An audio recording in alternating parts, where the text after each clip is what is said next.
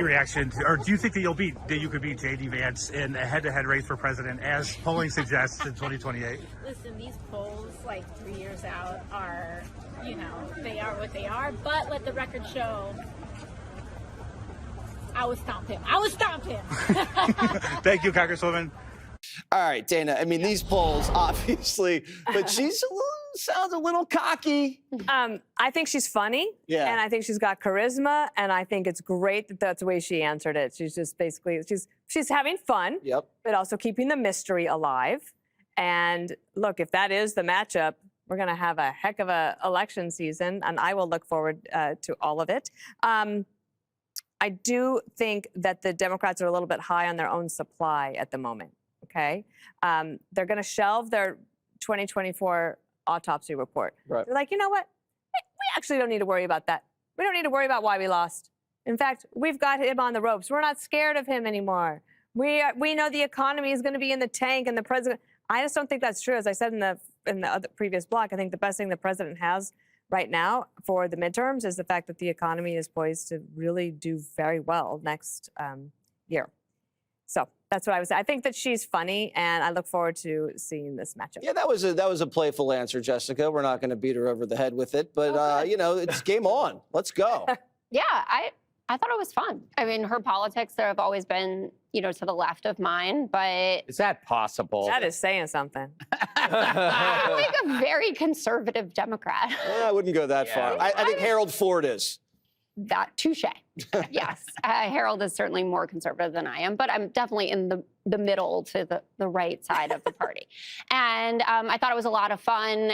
Who knows what the matchup will be, if she's going to run for Senate, and then she could do Senate and the presidency potentially. But what I do think is interesting, at least on the Republican side of things, is the question around whether JD Vance is a slam dunk, right, to be the nominee. Trump has said, oh, JD's been doing a great job. Of course he would be. I'm sure Marco Rubio is interested in this. I'm sure that other names will pop up. Maybe Pete Hegseth is interested in, or people we're not even thinking about. So Greg is pointing at it. Greg is running for president. That's true. That's true. Greg, your name was mentioned. The floor is yours. Well, thank you. I've always liked this floor. Yeah, we were joking about kind of the spectrum of what a Democrat is. Jessica considers herself more of a moderate Democrat. Harold Ford is more moderate than she is.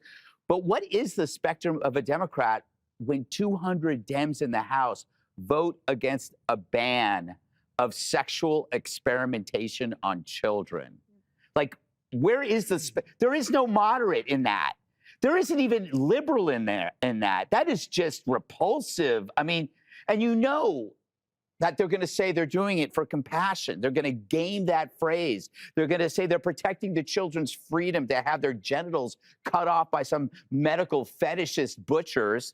And I think this is a lesson for all of us. We are told often that woke is broke. It's gone. We beat it. It's over. As long as this is going on, woke is still alive. There's still a bunch of sick, craven cowards who are politicians, and they put their fear of activists before the concerns of kids. They need to be shamed for this. I mean, 200 of them? Does anybody ask them why? Can I say something about that? Because I mentioned that the autopsy that the Democrats were going to do would have shown them that one of the issues where they lost the most, maybe a 97-3 issue, or we'll call it an 80-20 issue to be fair. It's the sunk cost. They don't want to know about it, so they want to continue to vote that way and not have to look backwards. Yeah, it is one of the reasons that they lost. It's fear, and it's the sunk cost fallacy that they put all their eggs into this horrible basket, and they can't admit they went down a really, really dark, bad path, and they got to pay for it. And I'm sure AOC was one of those 200. No, yeah, one of the 200 that vote for it. I wrote down the names of ones who didn't. Cuellar, Vicente Gonzalez, Don Davis, were the Dems that voted to not do that, voted with Republicans. On the Democratic side, AOC against JD. It was the Vericide poll. That's your favorite poll as of right now. You like Reuters a little. Yeah. But Vericide's your second. Emerson had JD winning 44-41. She gets people under 35. She gets Hispanics. JD's got everybody else. I also think Republicans also going to get in the race. Youngkin gets in. I think Kemp gets in. DeSantis gets in. Really? I wouldn't be surprised Tom Cotton gets in. Wow. On the left, I think Bashir, Shapiro, Mayor Pete are all going to jump in, and probably somebody that's just going to surprise me. Gavin Newsom, or he's out? Oh yeah, Gavin Yeah. Newsom. Does Hegseth get in? Not if JD runs, but if JD doesn't run, I think JD doesn't run? I'm just saying. Now he would never go. This is like family. JD, Pete, and Rubio. Rubio said in that article, "I'm not going to run if JD." Did you see Rubio on the age of disclosure? No. Why? Nobody here has seen that movie. We're going to watch Have you seen Age of UFO? The Yes. UFO movie? He's on there. Something's going to happen He's before getting then. questioned. He's getting questions about that movie. Yeah. He has no. No, it's a big deal. It's a big deal. No, I mean, I'm a skeptic, and that movie is pretty. I mean, the fact that he's in it, that's a big deal. I feel like we should all watch it and then have a segment. We should do an entire special on I Fox want to do the Nation. Grok segment. Yes. It was so funny. Grok said Greg was smarter Oh, than I was. speaking Now of. I hate Grok. Never mind. That's now Brian Kilby, host of Fox and Friends and host of One Nation. Your thoughts on that, Brian?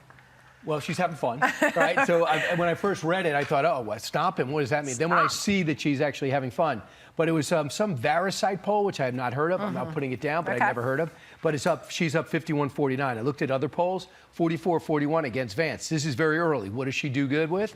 Younger people under 35, Hispanics and blacks. What does he shine with?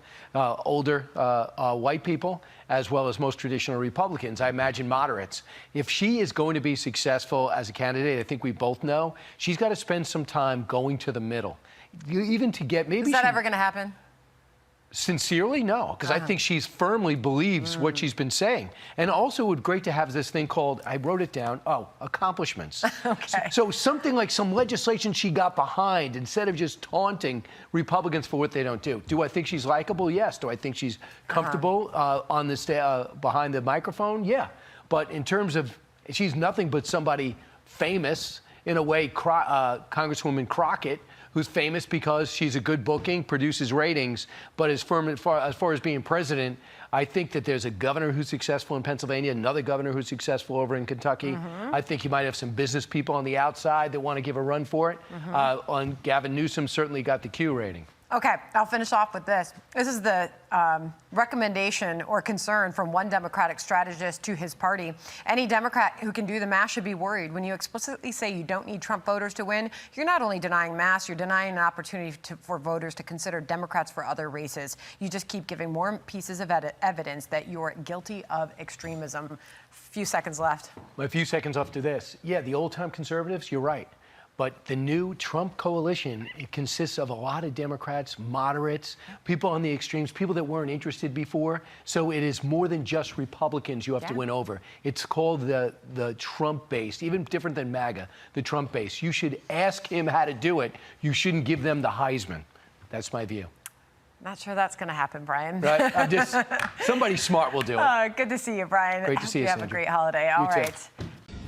Democratic socialist Alexandria Ocasio-Cortez is feeling loud and proud after a new and very early poll has her slightly ahead of JD Vance in a hypothetical 2028 presidential race.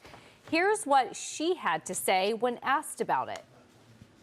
Reaction to, or do you think that you could beat JD Vance in a head-to-head race for president, as polling suggests, in 2028? Listen, these polls, like 3 years out, are, they are what they are. But let the record show, I would stomp him. I would stomp him.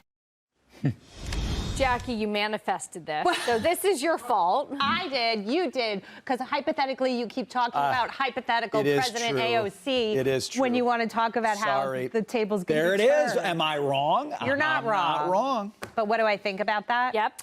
I think that she was actually being kind of funny. I try to give people the benefit of the doubt. I don't think she's taking it seriously. And I don't think anybody else is either. I also still think the Democrats are stuck in this problematic cycle of continuing to run the same failed candidates over and over again. She does not have national mass appeal. She would appeal in New York City, for example, but that's about it. And so I really think that they're thinking they want to run Kamala again, which is why she's been out there the way that she has been out there. And I really think that Kamala thinks that she has a chance. So, Larry, the worry is the charisma, the socialism is sexy, that appeals very much to a younger generation. I agree, by the way. I mean, I agree. I think there will be a battle in the Democratic Party between the left and the far left, right? I mean, Kamala Harris may run, and she might represent the left, and AOC might run, and she might represent the socialist far left, okay? I think AOC is a really good politician. I think she's a great communicator, and I would be wary of her. But the other side of me says, well, hang on a second, because Trump's policies, which are based on free market capitalism, is the best path to prosperity. Yeah, it's going to work so well that the socialists in the Democratic Party, in fact, the whole Democratic Party, is going to get blown up and wiped out. That's what I think. They don't have any diversity. They need a John F. Kennedy tax cutter. They need a Bill Clinton moderate. Yep. They need an Al Gore moderate. They don't have one. All those Al Gore moderate. I don't know. I was with you until you got to Al Gore. You had me with Kennedy and Clinton. Are you kidding? Al Gore. I want to know. Al Gore was, as a young man. Older Al Gore. Al Gore voted for the Reagan 28%, 15 and 28% tax cut reform, okay? And he was Bill Clinton's running mate when they cut the capital gains tax and balanced the budget. That was Al Gore. Anyway, we could argue. I'm just saying Trump and Trump economics, which is, reimagining capitalism here, it will blow them up. We'll blow them up. Let them run. He'll blow them up, and JD Vance will probably run on it. He'd be crazy not to run on the success of that thing, and there's no chance. Dagan, do you share the same optimism? I think that AOC blows up figuratively because of what this disastrous socialism experiment delivers to the residents here, and she's going to own it. Or she's going to, when it explodes, it's going to cover her in detritus, and she won't be able to wash it off. I'm hoping that she owns that. That's who she is, and you are going to see the rotten fruits of that labor movement. You're talking about Mandami. Yes. Yeah. But she's in the heart of it, and. So I don't know if the one person I'm watching is Gretchen Whitmer in Michigan, and there was two lines that jumped out of an article about Oracle yesterday about this data center that's in Michigan. That there were some issues about issues about how they're financing this data center build out, and the line said, there is a bipartisan group of lawmakers in the state who are trying to stop data centers from being developed. But Gretchen Whitmer came out in support of that Oracle data center. And I went, good on you. Yeah, nice. Because there is a right, left, and center movement to stop artificial intelligence innovation. And what is ultimately, you've referred to it as the next great industrial revolution, and it is, but that is our future in terms of productivity and growth. Larry, Brian, quick thoughts. I'm very sorry, Jackie, but I'm going to keep using my AOC hypothetical presidency. Okay. She's in. Those are final thoughts, Brian. I manifested it. She beats Schumer if it's running. She beats Schumer. I know. Yeah. Now, it's not until 28. And the Mandami mistakes, but I think she beats Schumer, and the Republicans will win. They'll benefit from that. I mean, God bless her. I want her to run because her policies are insane, and the Trumpian policies are going to succeed, and that's what the Republicans are going to run on. What a story. Love ending on a high note. Hey everyone, I'm Emily Campagno. Catch me and my co-hosts Harris Faulkner and Kaylee McEnany on Outnumbered every weekday at 12 p.m. Eastern, or set your DVR. Also, don't forget to subscribe to the Fox News YouTube page for daily highlights.